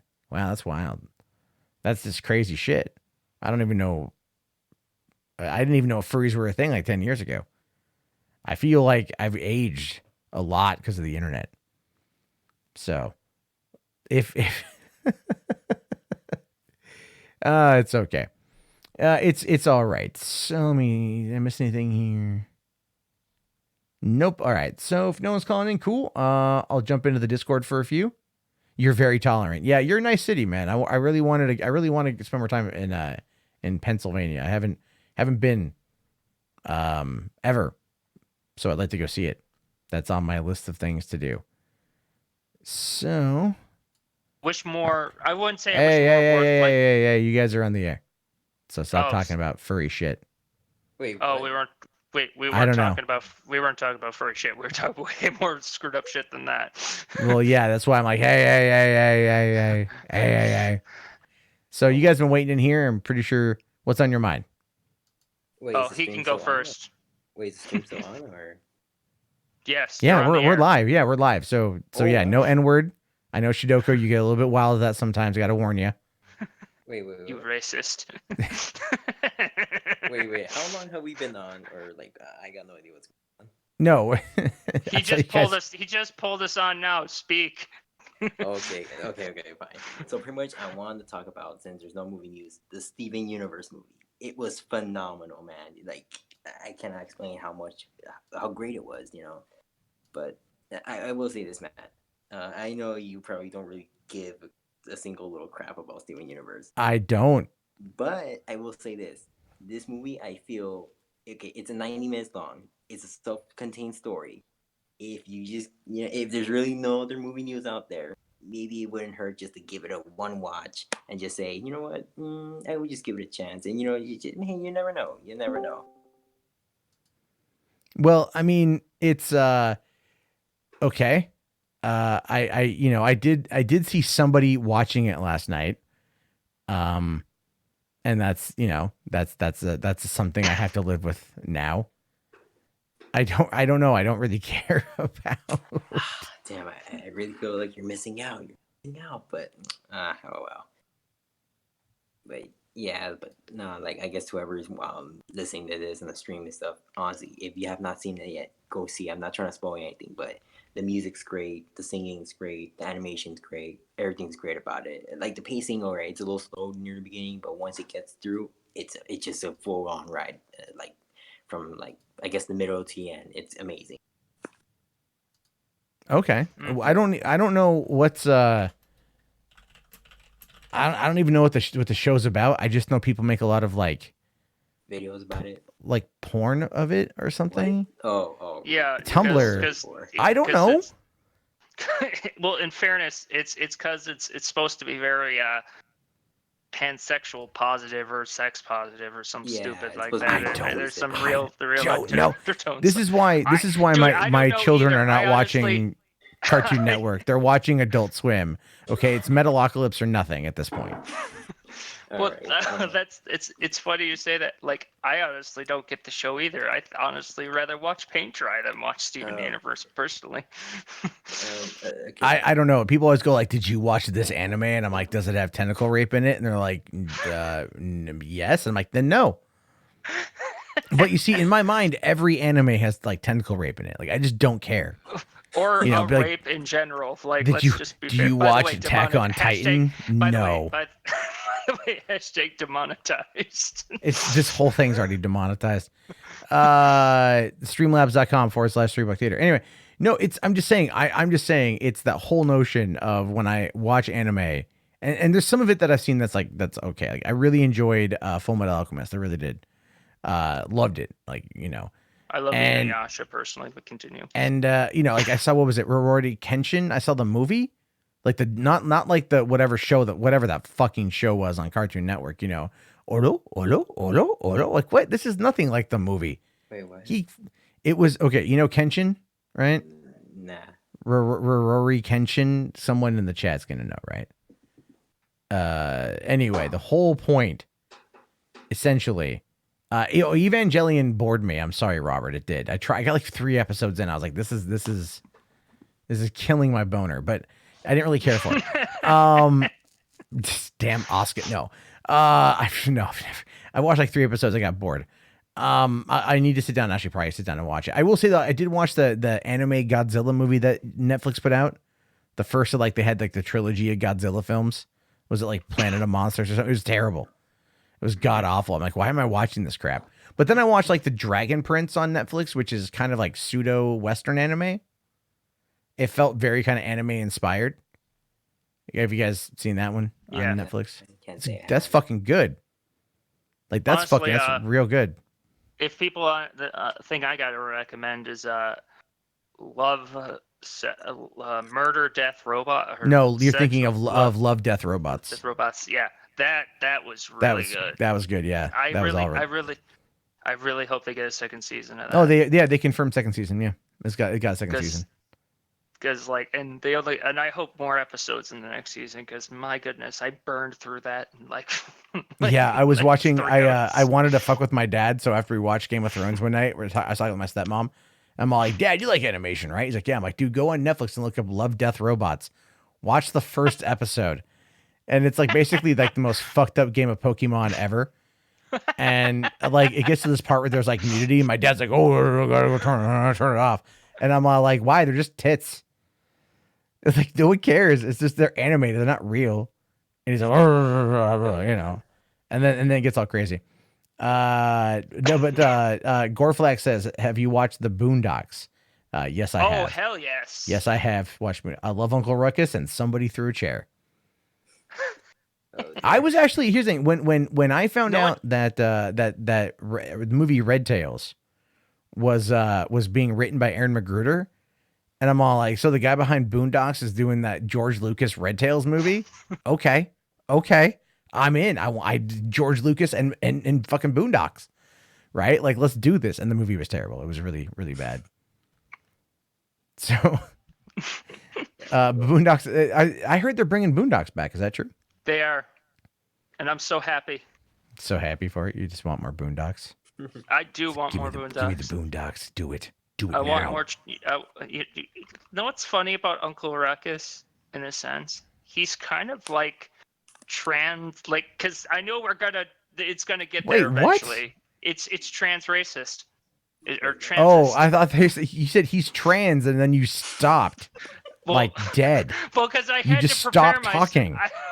That's like the worst place. That's saying like, you know, like that man.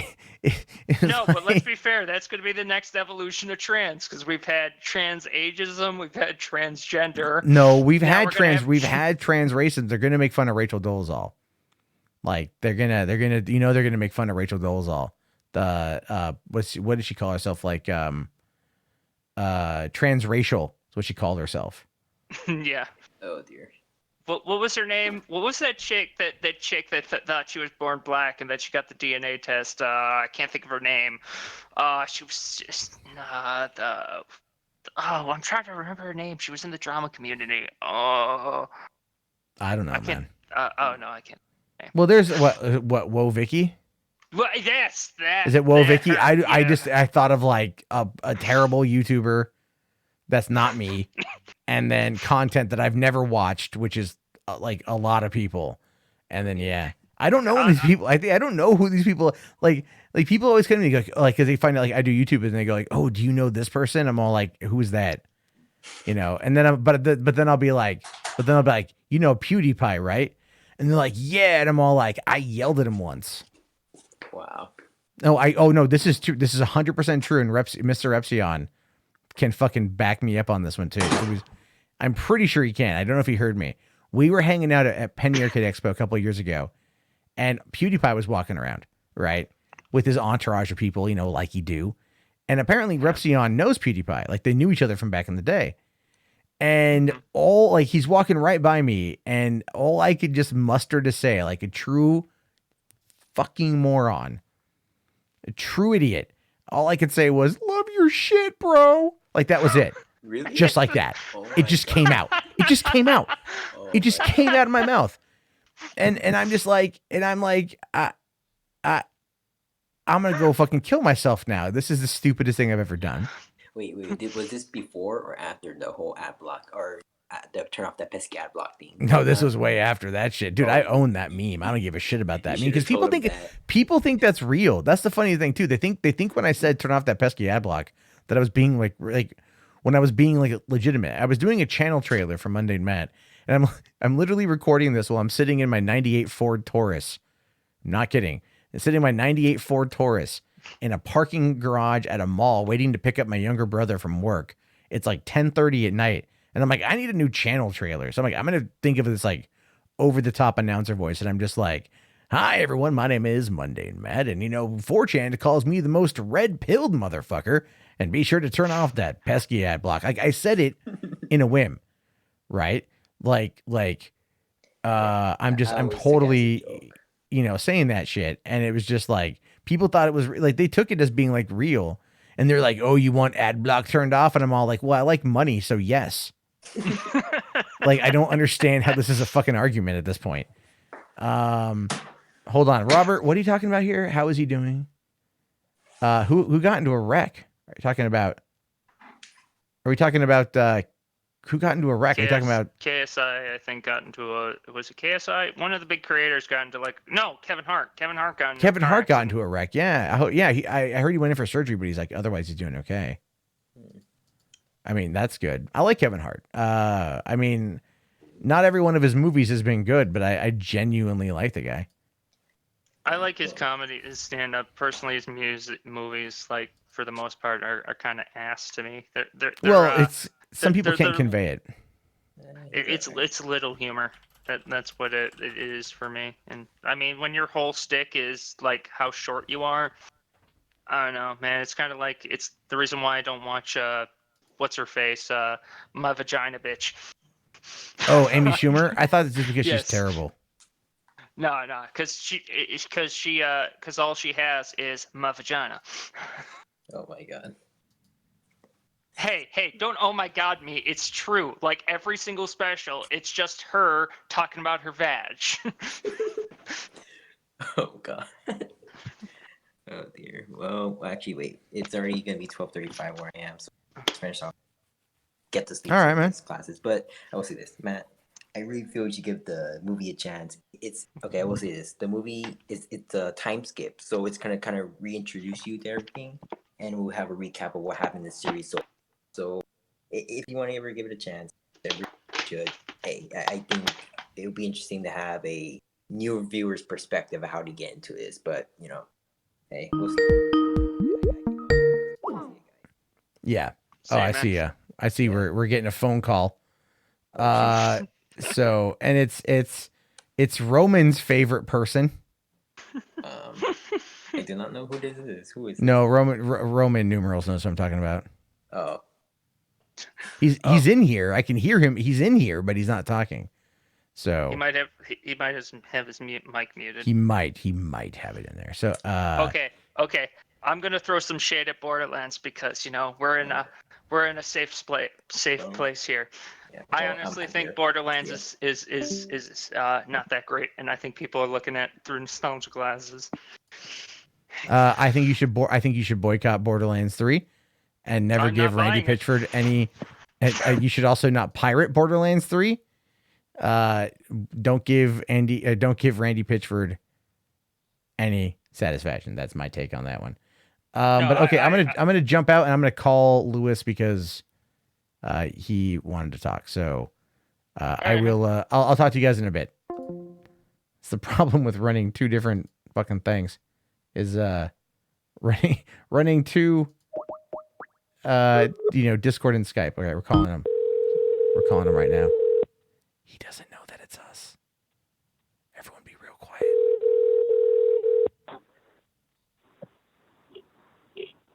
Hello? Hey, How you doing, Matt? I'm okay. Are you driving right now? I am driving. Do I sound okay, though? You sound fine, but you were sending me pictures of alcoholic beverages that you were consuming earlier. So, are you trying to be the new Kevin Hart? I know you got 400 new subscribers on your YouTube channel. So, yeah, I want to thank those new subscribers. They're all coming from $3 Theater. At least one of them saw you. At least one of them. He's true. He's the Vizok guy. Had commented that he saw him over here on this channel. Yeah. Hey, they're not in there for me, man. They just they want to know about the Joker. They want me to spoil it for them, but I'm not going to do it. I'm just not going to do it. Yeah, you shouldn't. You should not have. Wait. All right, that can't be accurate. Hold on. Like, I'm pretty sure. Hold on. I'm holding. Not well. Okay. What's going on All in right. the chat? Oh, okay. No, fucking. I just saw the thing saying like Kevin Hart's dead, and it's like, let me. That's a joke. Let me go and double check that. I got John from Nerd Reactor. You met him over there at Comic-Con. He's in the car with me. That's right. I did. Yeah. Hey, what's up, man? What's up? How's it going? It's going good. Are you driving or is he driving? We're both driving. That sounds about right. Lewis is okay. That was like hours ago. Yeah, we were swing dancing, celebrating 1 week anniversary of seeing the Joker and stuff. So it's been 1 week already. Yep. I just want. See, okay, I just want to use this as a prime example of how utterly fucking nerdy the Access Media is, right? Like these two guys saw Joker a week ago, and they're just like, it's been a week and we still saw it, you guys. Like, my penis is still hard. It's still torture. It's because you can't. You want to talk about it? Is that what's going on? Yeah, let's talk about how torturous it is. Yeah, I'll put John on. John from Nerd Reactor, ladies and gentlemen. I'm gonna put him on here. $3 Theater. His grand. We're gonna pop his cherry. Hold on. Go ahead. This is not that kind of podcast, Yeah, sir. I'm already here. Oh, hey. Because ma'am, this is a Taco Bell. I'm talking normal. How else am I talking? Put on your. What? Oh, I gotta put it next to my ear. Okay. Oh my God. Now we know how We you just got saw through an film accident school. right now. Yeah, this sounds like it's going to end badly. They are just these are like youngins, and I think they just screwed up big time. And they had a blank stare, like they really messed up. I don't even know what you're talking about. Speaking of Joker, yeah, we saw it already, and then now we had to wait until when it comes out October 4th. So that is torture. Well, I mean, at least you could sit there and watch it. You got really October 3rd, to be fair. Okay, yeah, October 3rd. You're talking about the Thursday night, yeah. Yeah, and It's so kind of weird people how movie studios do that, where it's like they say it Friday, but then you can really technically see it the day before. Well, the reason why they do that is because the money actually funnels into the Friday opening. Yeah. No, we're not talking. No one's gonna spoil the Joker. Fourth 1000. Nobody's spoiling the Joker. No This one's is just a spoiling the Joker. discussion. Yeah, we're talking. Non-spoilers. Yeah, well, no, we're not even really going to go into any specifics on the film because I don't want to fucking know. Lewis will like try to lord that over my head. He's all like, "So you want to know what happens?" I'm like, "No." Nobody wants to know what happens. They just want to know if it's good or not. And that's one of the reasons why. Yeah, it's like I think people tend to like it. No, wait, let me ask you this because I've talked to Lewis about this. What's your insanely hot LA take on people like Yolanda Machado saying like the only reviews of the Joker that you should listen to are of women or women of color? Oh man, Lewis sent me that, and I don't like that because you're pretty much telling people don't matter. Like pretty much half the people for a movie is like, why? Why would you do that? And it's a part of me is like, are you trolling or you just really don't give a crap? I don't think she's trolling. I mean, people. I've read her tweets before. Yeah. People don't care. So Yeah. it's like they Nope. But Nobody I was watching Collider Movie Talk randomly today because I don't really watch them, but I was watching them today, and they're going like I can understand how the backlash should be there. Like I understand like people like may not want to hear about like white male problems. And like I don't think it's a white male problem specifically. Like because the Joker, Joaquin Phoenix is Costa Rican, so I think that's what I was hearing. I think here's the thing with these movies, and it's fiction. People is gonna know the difference between fiction and reality, and it's been like that since ages where there would be people talking crap and blaming things on violent video games, violent movies, but violence have started way before movies existed and video games, and now it's just like a scapegoat. Yeah, that's all it really is. I mean, oh wow, I didn't know that Joaquin Phoenix's brother was fucking River Phoenix. River? Like, I didn't know that too. How the heck? Yeah, that is very true. Cause I'm trying to find like. Not sure if Lewis told you about Joaquin and how cool he is. Yeah, no, that's what he was telling me. That yeah, he was kind of gushing over it. Like it was pretty No, he's heavily definitely gushing. gushing. Like I was there with him when we were watching it, and right before when the movie started, Lewis was just trying to get a cup of water, and Joaquin was like, "Oh, go ahead, get your water," you know, like, and then Lewis just was at a loss for words, like, "Oh shit." Joaquin was just, he wants me to drink my water. He wants me to finish up and enjoy my water. So it's just a weird feeling. Like he's just so down to earth, and certain people, you have a preconceived notion on how they are, especially with their acting methods. And I was like completely blown away by just how down to earth he was, and just really cool, really nice guy. Nice. Okay, so it turns out he's actually not Puerto Rican. He was born in Puerto Rico, but he's not Puerto Rican. His parents are from Hungary, or Hungarian and Russian descent. But born and raised in Puerto Rico. But born in Puerto Rico, yeah. Raised for the first couple of years there, yeah. That's crazy. I know, because I was talking to Lewis. It was it's like they named him Joaquin, living in Puerto Rico. So I thought, like, I'm like, oh, I mean, look at where he's from. And I was talking to Lewis about it the other night, and he's like, yeah, well, he's Latino, and I'm like, he doesn't look Latino, but it doesn't mean anything, because Spain, they look pretty white, and then and then that would make sense that he's got that, whatever it's called. What is a taco place nearby? Oh my God! Every time I talk to him, he's always going through Taco Bell. Really? Every time, yeah. What are you getting at Taco Bell, Lewis? For you. Yeah, we just try to go to it's gonna be vegan. Early. Oh yeah, that's the thing I don't get about taco joints. They should never close. Period. Yeah, they should never close. Like, even when they want to sleep, they have people to take care of. They should never close. It's like, come on, man, please. I gotta sleep. Like, no, I'm hungry. Well, let me ask you this, since you do the whole YouTube movie stuff, right? Yeah. Okay, so like, how did you get into it? Like, what's your big backstory on this one? Backstory is I was blogging for my buddy. And I was like, oh, this is kind of cool. Just talking about movies, and then you get to cover it. And so one thing led to another, and all of a sudden, all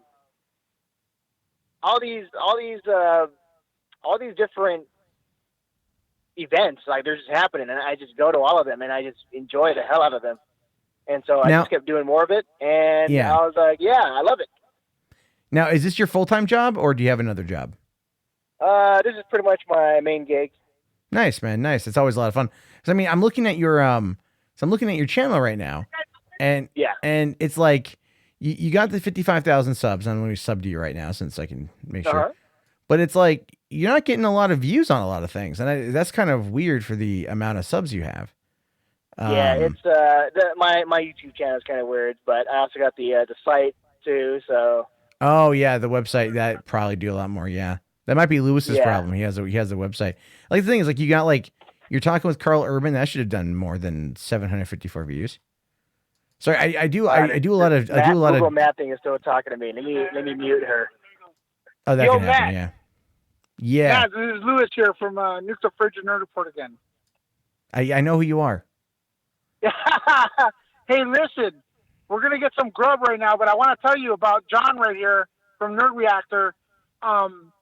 He recently got accepted into Rotten Tomatoes, and he really liked the Chappelle Show. I know there's a controversy with that going on right now, and he took it upon himself after watching it. He loved the show so much, he went in there and was one of the few people that gave it a fresh rating, bringing it up to a whopping 20%.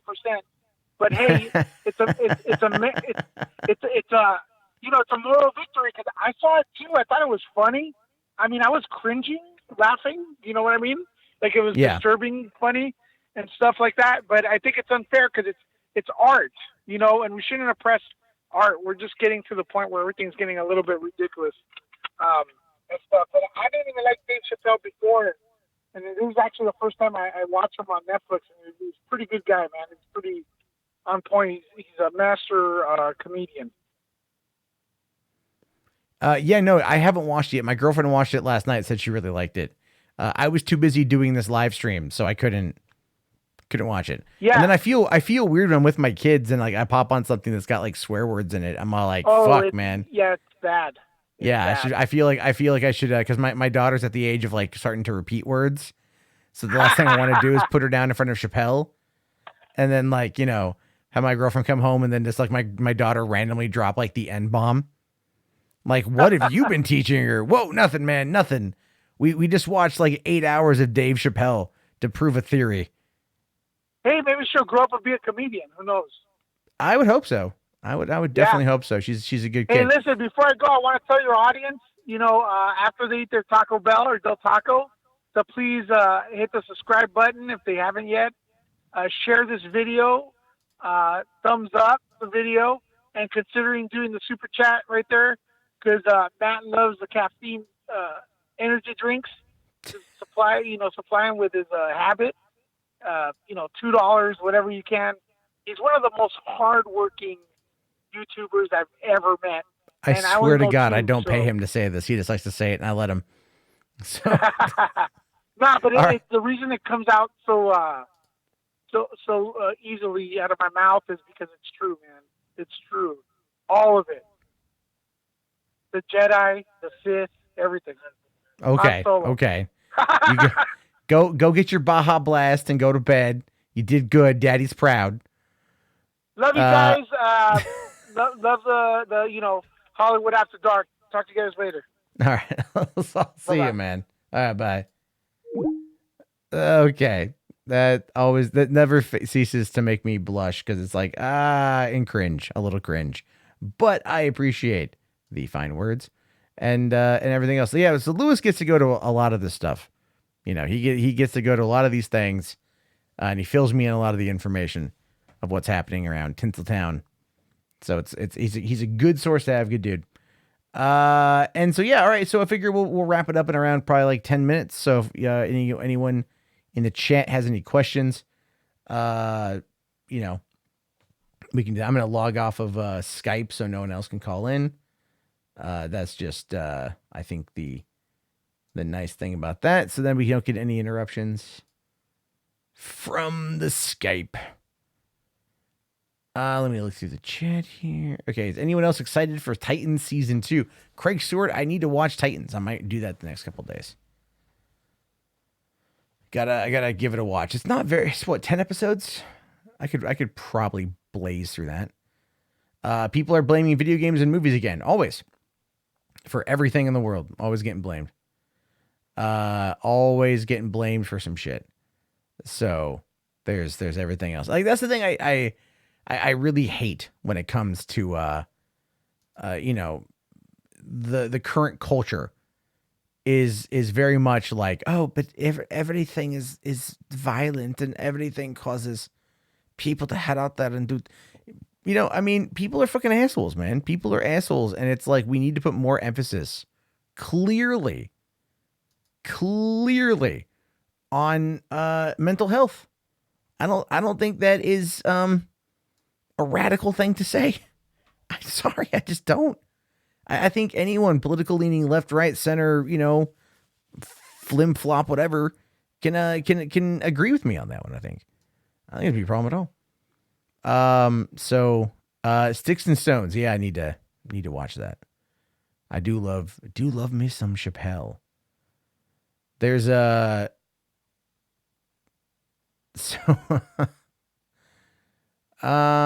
okay, so let's see here. Sadly there wasn't a lot of movie news today. Nothing really that I found to be super fascinating. And that's kind of the downside of this stuff. Rush Hour 4. I would be down for Rush Hour 4. I would. I just want to see Chris Tucker come back. Did anyone here see the Between the Two Ferns trailer today? I'm not gonna lie, I wasn't really like super impressed by it. I wasn't super impressed with it at all. It looks like really like low budget, and that's okay. That's okay. Half-Life 3. I'll take things that never existed, Alex. I think that Half-Life 3 is like the stupidest thing for them not to do. But then again, Valve makes how much money a year? They don't need to make games. They just sell you other people's games and make billions of dollars. And that's the unfortunate thing. That's the unfortunate reality of the Steam platform. 90% shit, billions in their pocket. So yeah. Let's see. The It Chapter 2 review thread. Metacritic only gave it 60%. Rotten Tomatoes at 70. Wow, I should probably do a breakdown of that tomorrow. Because I didn't look into it today at all. So that's unfortunate. There's just not much going on. It's like that, that end of summer slump sort of thing, right? I mean, here's my question. I mean, legitimately, like, do you guys like movie news that isn't superhero film related? I mean, press 1 in the chat if yes, 2 if no, because I honestly think a lot of it's going to be number 1. And the reason why I say that is because, most people who cover movie news on YouTube either do just horror movies, because that's a big niche, or it's like superhero. Those are like really the 2 main niches. And that's kind of, unfortunate, because I feel like there's a lot more out there. Like, I don't know about you, but I am super hype for the Downton Abbey movie. Like, on their YouTube channel, they've been doing these like recaps, like with each individual actor talking about their character. And I was watching a few of those today, and I'm just all like, oh yeah, I remember that. I've watched that show like 3 times now, like all 6 seasons, like 3 times. It's one of my all-time favorites. It's so weird that like I'm super in love with Downton Abbey. So I'm very excited to see what goes on with the rest of it. So let's see. Live chat. Okay, superhero movies are only temporary. Well, I mean, are they? No, I mean, that's a legitimate question, because look at something like Endgame. Highest grossing film of all time. Major cultural film. Major cultural scenario, right? It's an event. And it's a well-made event film. That's more than just temporary. Go back to Logan, 2017, The Dark Knight, 2008. Those are well-made films, great films that happen to be just in the superhero genre. Both of them got kind of hosed at the Oscars. Have I seen Mayans? I have not. I got so disillusioned with Sons of Anarchy in season 7. Like, when the show ended, the way that it ended, I was like, oh, fuck you, Kurt Sutter. You are so desperately trying to mimic Shakespeare. It's just like, I don't know. I wasn't big on the ending of that. Oh, you used to clean your apartment with Downton? Yeah, man. So you live in Watch Downton, but you want to see the movie? I don't know what you said there. What is that? Oh, you've never seen the series, but you want to see the movie. You got to watch the series, because the series takes place after, or the movie takes place after the series. I mean, I'm pretty sure it's enough there for you to see without having to spend 6 seasons getting to know these characters. But I guarantee you, any fan service will be lost on you. So, let's see here. The only reason you watch because of Edward James Olmos. Is that the Mayans? Let's see here. How did I fit Downton? Let's see here. I have not seen Under the Silver Lake. I've seen the trailer. It looks quite interesting. I used to live near Silver Lake, so that was always kind of fascinating to go, to go down to that part of the hipster part of LA. I mean, that really is like the hipster part of LA. It's like, I had friends who lived down there, and I was kind of hated to go visit them, just because finding like parking was a bitch, and everything else was kind of like crazy as fuck. Who do I think will play Silver Surfer in the MCU? Man, for some reason, my first thought was like Scott Eastwood. Because I kind of always looked at Silver Surfer like a little bit of like a Clint Eastwood type. Like stoic is what I'm trying to say. I don't know if Scott Eastwood has got stoic yet, but eventually Scott Eastwood will end up in the MCU. Keanu would be good. I think Keanu could be a good Silver Surfer. Any hope for the Black Christmas remake? I mean, Blumhouse knows how to put out a horror film, and they're relatively successful for the budget, so it could be pretty good. You James Spader. I just want to see Ultron come back. So, let's see here. A negative times a negative equals a positive. I don't even know what that's from. You guys are having like a full different conversation in the chat that I'm trying to keep up with. So I'm just kind of like trying to keep up with it. Tick, tick, tick. What is that? Boom, bomb, shopping bags, black hole. I don't know what that is. What are those emojis? You thought Silver Lake was just slang for suburban LA? It's not. No, it's a full neighborhood. It's a full neighborhood. All right, guys, I'm going to wrap this fucker up. It's 1 a.m. I want to go to bed because I got to be look after my kids. I will be back on tomorrow night, hopefully with more movie news. Some stuff's going. I mean, like I've seen some stuff here, like Pedro Pascal talks about The Mandalorian, but I don't know if that's interesting enough to make a video on. Spider-Man teases possible TV series. Again, shit like that. It's always like little things I don't really necessarily feel is 100% necessary. So, all right. So, I will talk to you guys all later on. Andrew, to answer your question, phase 2 is my least favorite. And peace out, everyone. Have yourself a great night and goodbye.